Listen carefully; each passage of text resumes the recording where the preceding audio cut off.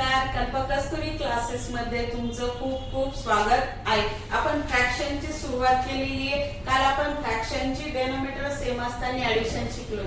आज denominator same असतानाच काय शिकायचं आहे? सबट्रॅक्शन। चला सुरू करूया। 4/3 minus 2/3 बघा डेनोमिनेटर सेम आहे, दोघांसाठी एकच घ्यायचा आणि 4 मधनं 2 गेले किंवा इथं लिहून घ्या तुम्ही, एक स्टेप गायब नका करू म्हणजे लक्षात राहतं। आता इथं दोघांसाठी एक 3 घेतला आणि 4 - 2, तिसऱ्या स्टेपला तुम्हाला तोंडी काढता येईल। 4 मधनं 2 गेले किती उरतात? 2 आणि डेनोमिनेटर जसा तसा किती उत्तर आलं? 2/3। आणखी एक दोन एक्झाम्पल घेऊ आपण।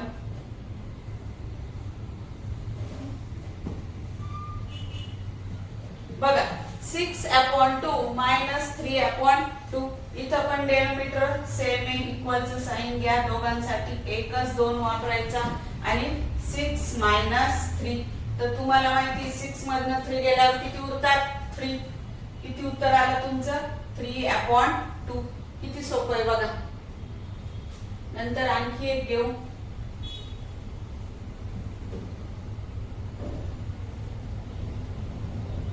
7/5 minus 3/5 पुन्हा आपली सेम स्टेप 5 घ्या, दोघांसाठी 7 - 3 लिहा इज इक्वल 7 मधनं 3 गेले किती राहिले? 4। 4/5 सिंपल। याच्यापैकी सगळे काय तुमचे हे फक्त काय आलं? इम्प्रॉपर फ्रॅक्शन आलं, बाकी हे दोन्ही तर काय प्रॉपर फ्रॅक्शन।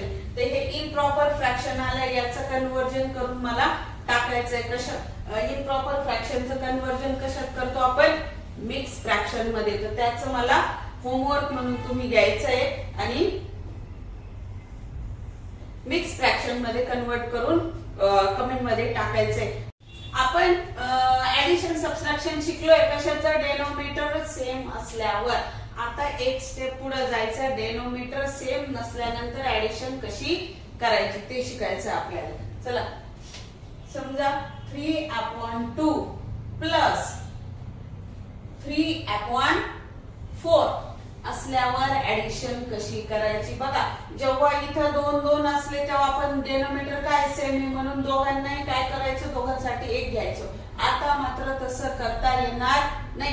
का करता येणार नाही? डेनोमिनेटर छेद तुमचा वेगवेगळा आहे, मग तो छेद आधी काय करायचा? समान करायचा, सारखा करायचा। मग बघा 3/2 प्लस किती आहे? 3/4। आता ह्या दोघांना सारखं करायचं। ह्या 2 च्या टेबल मध्ये 4 आहे की नाही? किती नंबरला आहे? 2 नंबरला, म्हणजे तो 2 चा काय होईल? 4। मग इथं इंटू 2 करायचं। इथं 2 केलं तर वरती पण काय करायचं?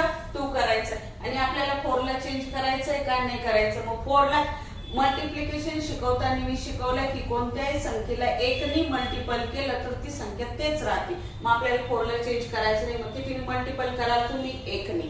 मग 4 × 1 खाली 1 ने केलं तर वरती पण करायचं। हे अंश छेद आहे की नाही?